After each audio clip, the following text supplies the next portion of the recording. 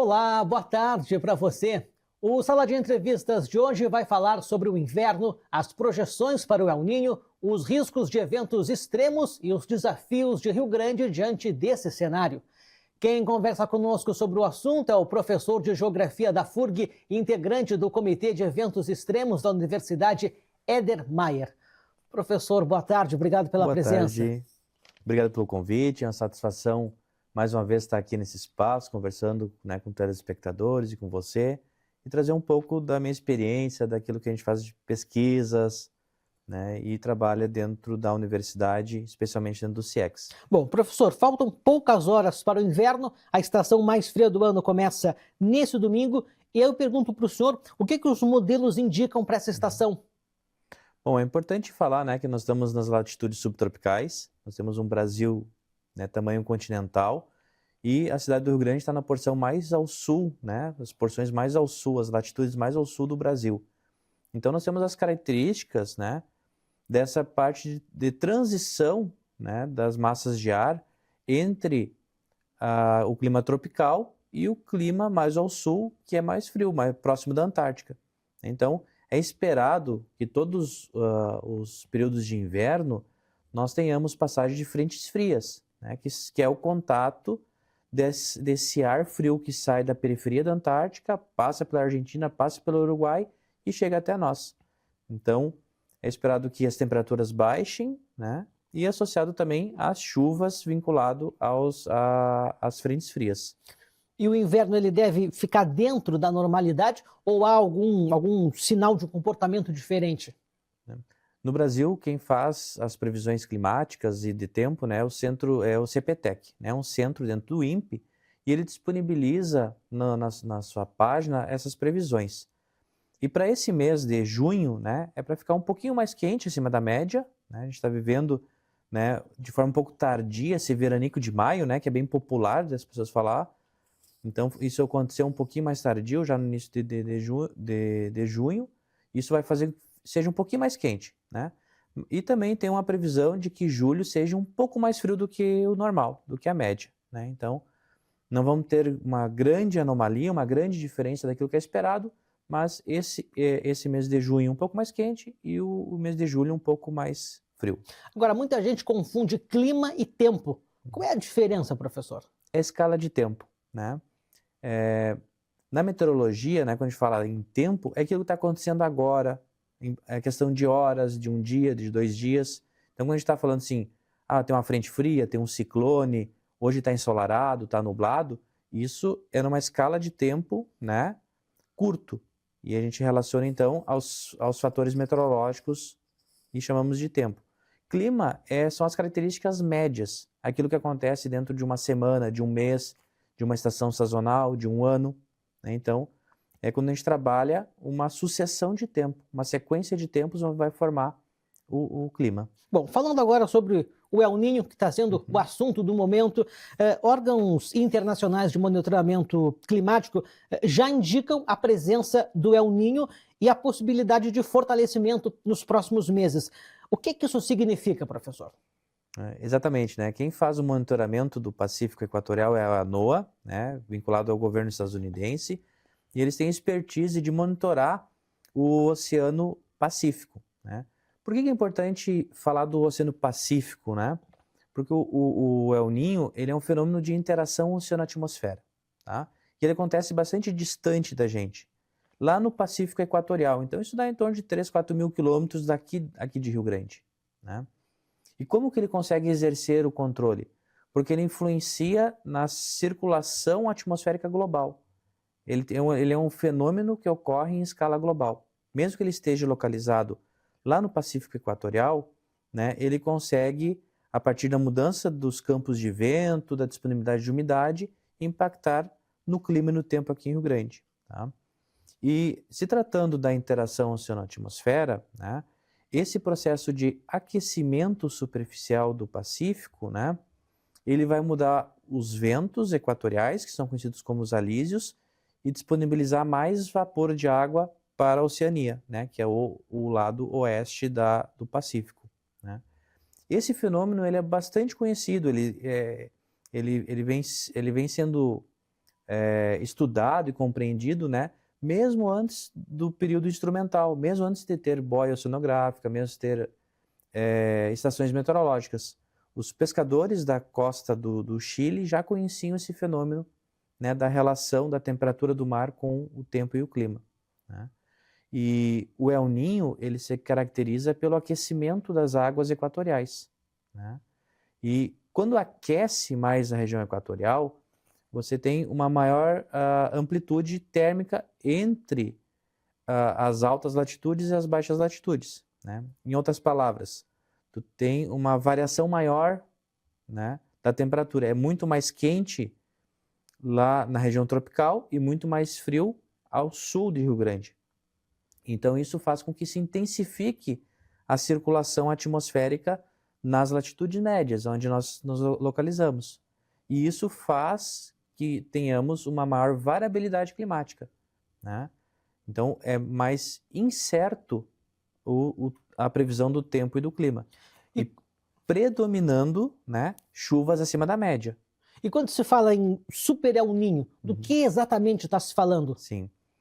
Bom, existe uma classificação do El Niño, né? El Niño fraco, moderado, forte e extra forte, tá? E isso está associado a quantos graus Celsius, né, tá mais quente a água do Pacífico Equatorial. Em termos técnicos, desculpe interromper, o Super El Niño não existe. Ele seria o extra forte? Seria o extra forte, exatamente. Essa nomenclatura de Super El Niño é algo mais voltado para a comunicação. É algo mais midiático. Exatamente, né? E é quando ultrapassa 2 graus Celsius de anomalia.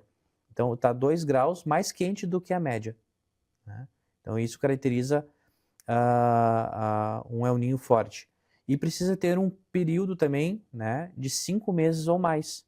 Então por isso que foi noticiado essa semana que o El Niño começou agora, mesmo que a água já estava quente, porque precisa que essa água seja mais quente do que a média e por um período maior do que 5 meses. Aí sim é dado início ao período de El Niño. E hoje as projeções indicam um El Niño forte ou extra forte?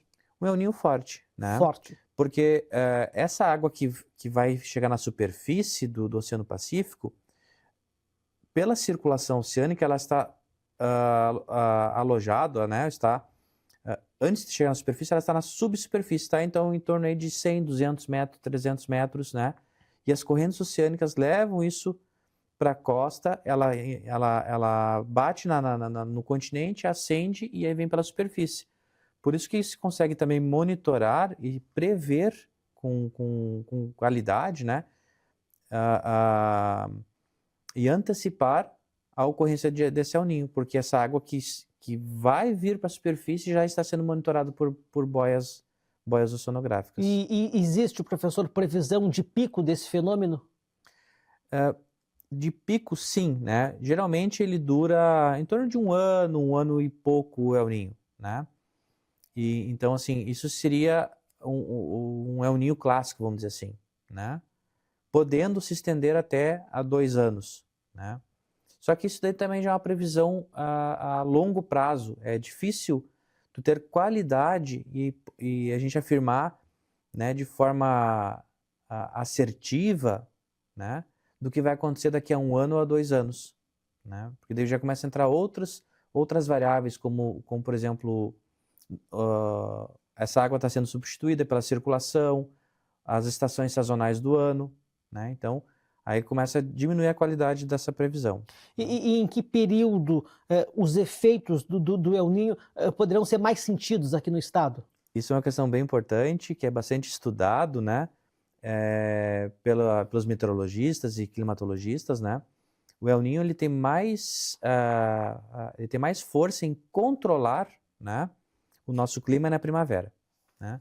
Então, assim, nós podemos ter um El Niño forte ao longo de 1 ano, mas em algumas estações sazonais, né, ele consegue exercer mais controle sobre o nosso clima, né? Então, isso está relacionado com o que nós estávamos conversando no início da entrevista, né? Junho, julho vai estar próximo da média. Por quê? Porque no inverno o El Niño não tem tanta capacidade de controlar o nosso clima aqui no sul, tá? E quando a gente vai lá para agosto, setembro, outubro, a circulação atmosférica do ambiente tropical começa a exercer mais influência aqui no sul do Brasil, e aí a ocorrência desse El Niño vai conseguir controlar especialmente as chuvas aqui no sul do Brasil. Isso que eu ia lhe perguntar a respeito das chuvas. Aqui no estado, o El Niño ele sempre significa um período de chuva acima da média ou depende de outros fatores? Depende de outros fatores, tá? Como eu falei anteriormente, o El Niño ele tem maior variabilidade, né?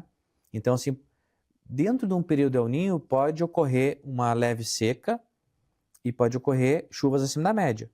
Mas o mais comum é chuva acima da média. É correr pequenas enchentes ou até enchentes mais fortes, né? Mais intensas. Então, é isso que nós esperamos quando se prevê, né, a ocorrência de um El Niño.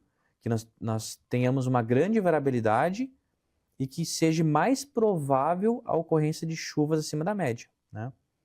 E daí falando assim, mas quanto que vai chover acima da média, né? Essa é uma pergunta que deve passar muito na cabeça dos telespectadores, né? Porque isso pode variar de ser um pouco mais úmido até uma enchente forte, né?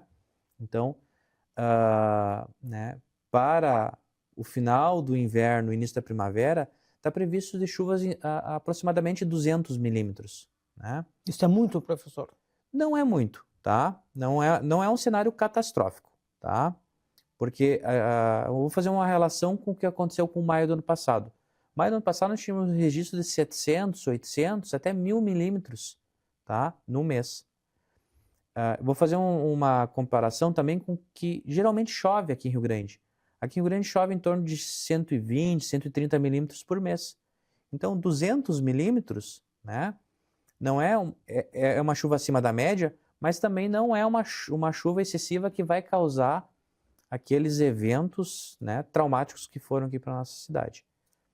Cabe lembrar, né, que isso é uma previsão, né? Esses são prognósticos que tem uma grande chance de ocorrer, né? A probabilidade de acerto ela é bastante grande, mas existe uma pequena porcentagem de incerteza.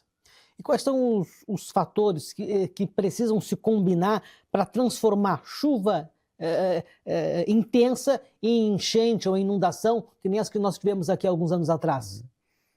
A gente tenta estudar sempre fenômenos que já ocorreram para explicar o que pode acontecer, né? Então, cabe a gente lembrar que em setembro de 2023 nós tivemos uma enchente aqui na porção sul do Rio Grande do Sul. E em maio, uma enchente que abrangeu praticamente todo o Rio Grande do Sul, né? Qual a diferença delas? Que uma ocorreu na primavera, outro no outono, tá?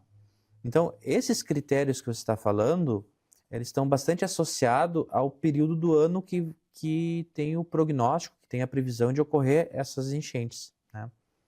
Como ocorre um prognóstico de chuva maior na primavera, nós né, compreendemos, estudamos que são os mecanismos atmosféricos da primavera que vão influenciar no volume precipitado, no volume que vai chover, né? Em outras palavras, né, os ventos e a convergência da umidade que ocorre na primavera que vão ser mais intensificados, né, e gera chuvas acima da média, ou menos intensificado e causa seca, né?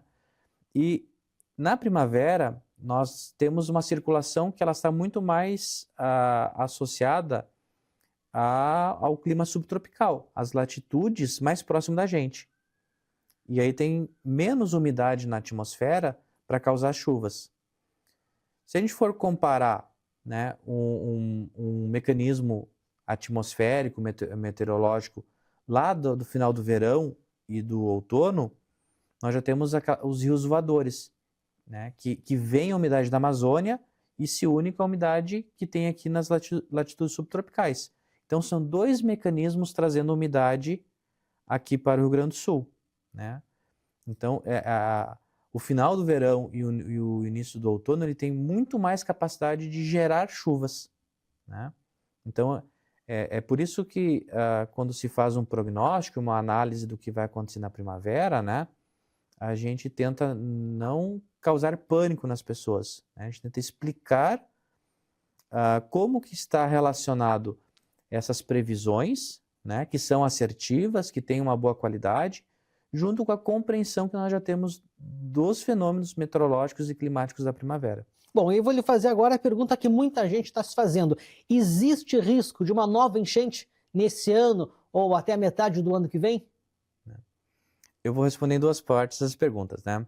Eu vou responder sim para uma enchente fraca moderada, né? Chuvas acima da médias, né? Fenômenos que vão muitas vezes sobrecarregar os leitos dos rios, vai trazer mais água para cá, né?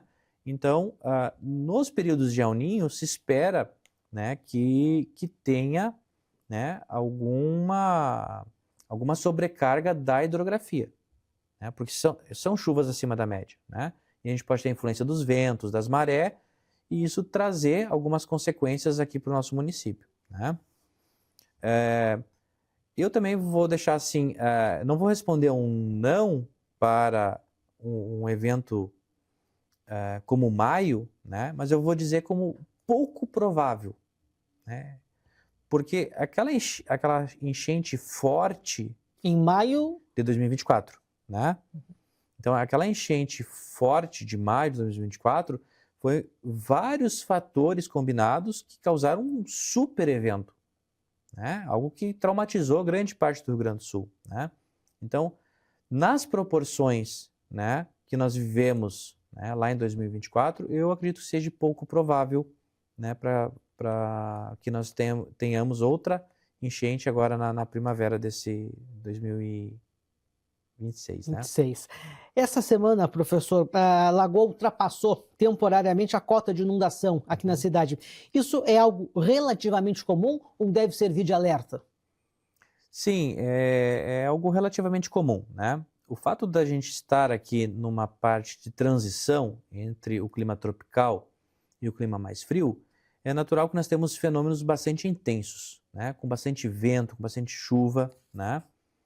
E o que nós presenciamos, né, recentemente, né, na noite que passou, 2 noites que passaram, né? Foram de sábado para domingo, né? Uhum.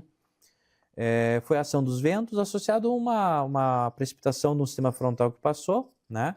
Isso, então, acabou trazendo um pouco mais de água doce para o estuário, a ação dos ventos, a ação da maré, isso acarretou, né, um aumento do nível aqui na porção oeste do estuário da Lagoa dos Patos, né?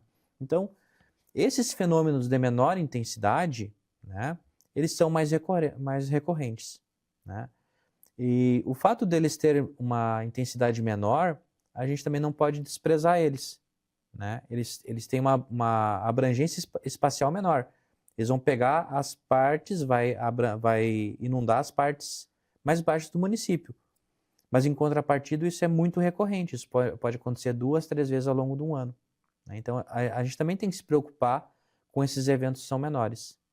Agora, professor, considerando as projeções que já se tem, o que a população precisa entender para não cair nem no alarmismo e nem na falsa sensação de segurança? Uhum. Primeiro é o conhecimento, né? Eu acho que é importante esse espaço que nós temos aqui na TV Farol para que a gente possa informar as pessoas, né? Eu acho isso é fundamental, né? Até agradeço mais uma vez a possibilidade de estar conversando com vocês, né? E a partir das informações, do conhecimento científico, a gente conhecer a cidade, o clima, o tempo, né? Para que a gente possa planejar a nossa vida, né? Tem coisas que fazem parte da tomada de decisão individual, tem coisas que são do município, do estado, da União, né? E falando especificamente da tua pergunta, né, do que eu posso fazer para antecipar ou me resguardar de eventos extremos, né? É compreender que a gente está sob efeito, muitas vezes, de eventos intensos, ventos fortes, chuvas fortes. Então, quando vai construir uma casa, desculpa, quando vai construir uma casa, fazer um telhado reforçado, né? fazer casas mais aterradas, mais altas, né? Isso vai salvaguardar, né, uma das maiores dificuldades que o Rio Grande teve ao longo de tempo, que é a umidade, né? Então, desde a fundação da cidade, o maior desafio da permanência da população aqui é estar longe da umidade, né? E cada pessoa, né, o rio-grandino já tem essa experiência de fazer as suas casas, de construir e conseguir manter esse isolamento. Hoje o Sala de Entrevistas está falando sobre as projeções para o El Niño e os riscos de eventos extremos em Rio Grande. Quem está conosco é o professor de Geografia da FURG, integrante do Comitê de Eventos Extremos da Universidade Éder Maier. No próximo bloco, vamos entender se a cidade está mais preparada para enfrentar esses fenômenos. Fica por aí, a gente volta já.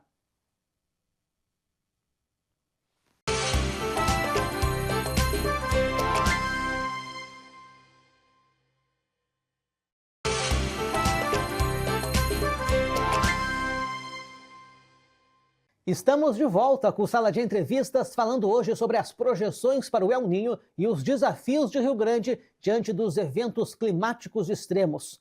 Nosso convidado é o professor de Geografia da FURG, integrante do Comitê de Eventos Extremos da Universidade Éder Maier. Professor, antes do intervalo, nós falávamos sobre os riscos e os possíveis impactos desses fenômenos. Agora, vamos entender o que mudou em Rio Grande desde as enchentes ali de 2023, 2024. De lá para cá, a cidade ficou mais preparada para lidar com eventos climáticos, na sua opinião? Acredito que foi uma lição muito dura, né, traumática para os rio-grandinos, né? E acredito que algumas melhorias tenham ocorrido, né, ao longo desse tempo, seja na escala das pessoas se prepararem para os eventos extremos, seja do movimento dos órgãos competentes para reagir frente aos eventos extremos.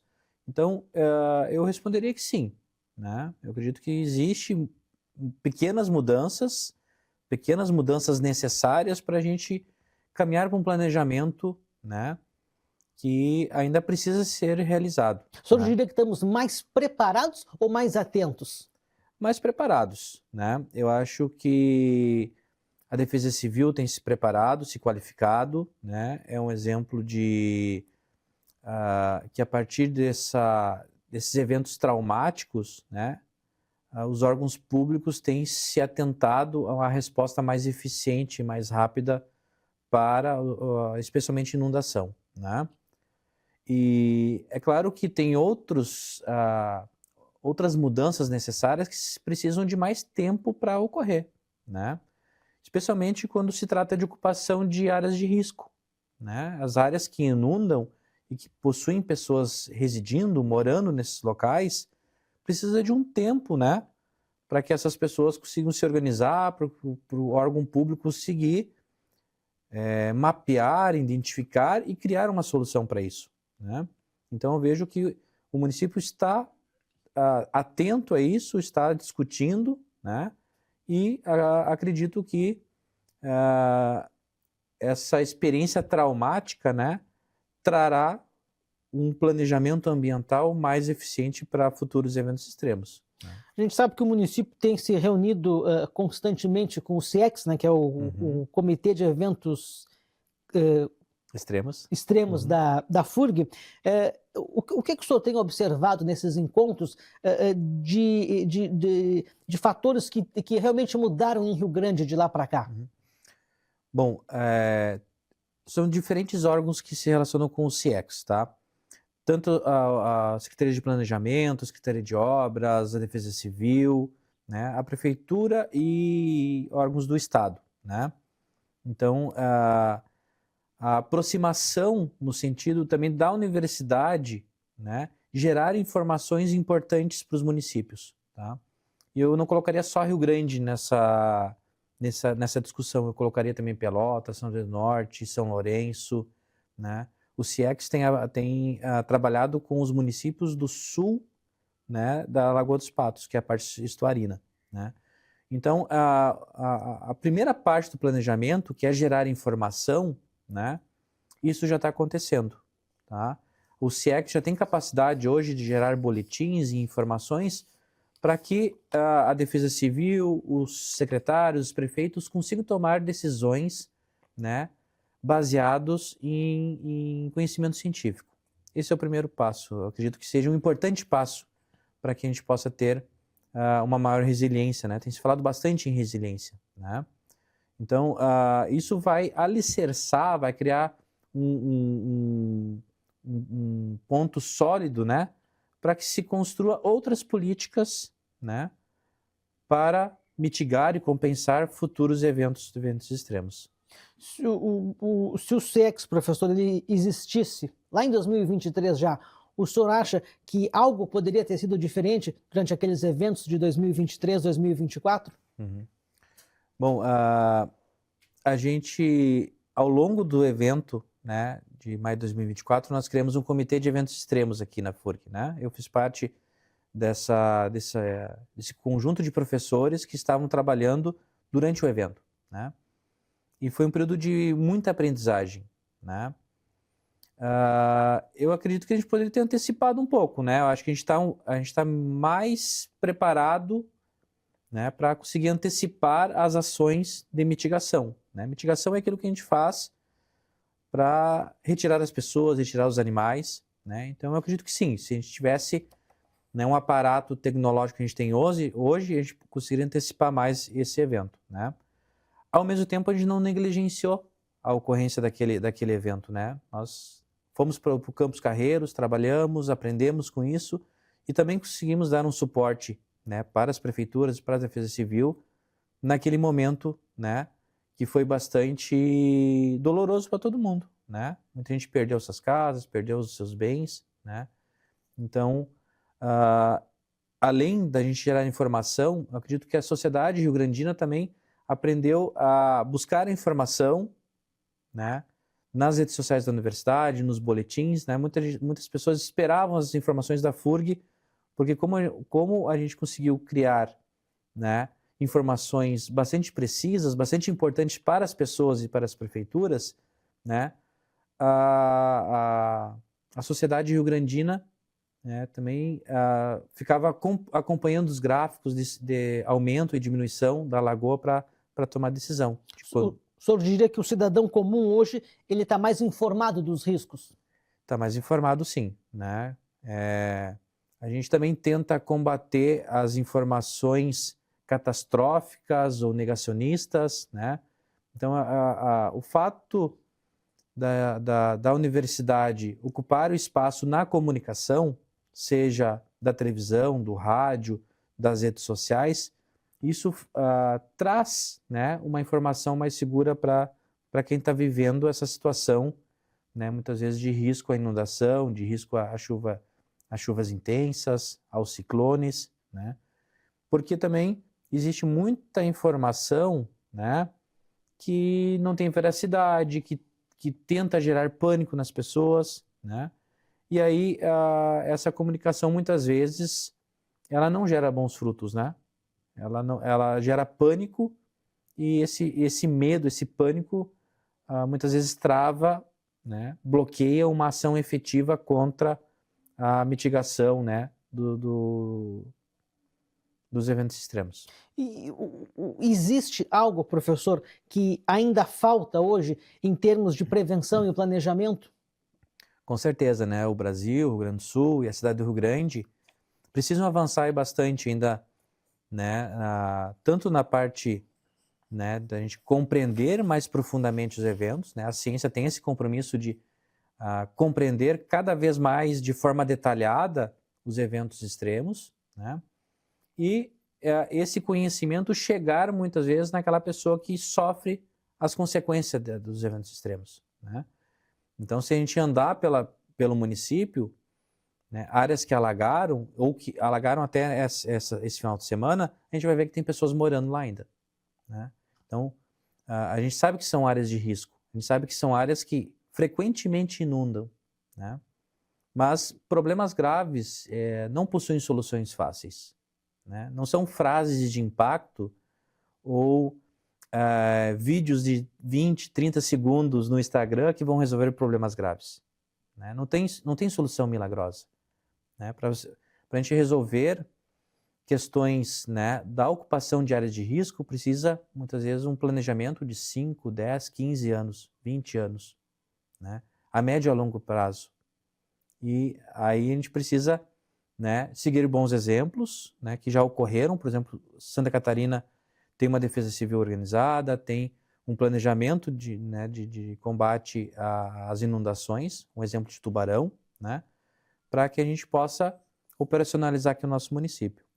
Professor, nosso tempo está se esgotando, mas antes de nós encerrarmos, depois de tudo que o Rio Grande do Sul viveu nos últimos anos, qual é a principal lição que a sociedade precisa levar para o futuro? Acredito que prestar atenção no clima, né, é uma lição muito importante, né? E não somente prestar atenção, compreender que alguns aspectos ambientais nós não exercemos controle. Não existe uma tecnologia para fazer chover ou parar de chover, né? Então nós temos que ser reativos e planejar e mudar aquilo que está na nossa capacidade de decisão, né? Onde é a área para residências, onde não pode ter residências, onde são áreas de risco para a vida, né? Então isso a gente precisa pensar e evoluir, né, ainda dentro desse contexto contemporâneo que nós estamos vivendo. Maravilha. Professor, obrigado pela presença. Muito obrigado. E assim chegamos ao fim de mais uma edição do Sala de Entrevistas. Hoje nós conversamos com o professor de Geografia da FURG, integrante do Comitê de Eventos Extremos da Universidade, Éder Maier, sobre as projeções para o El Niño e os desafios de Rio Grande diante dos eventos climáticos extremos. Obrigado pela sua companhia e até o próximo programa.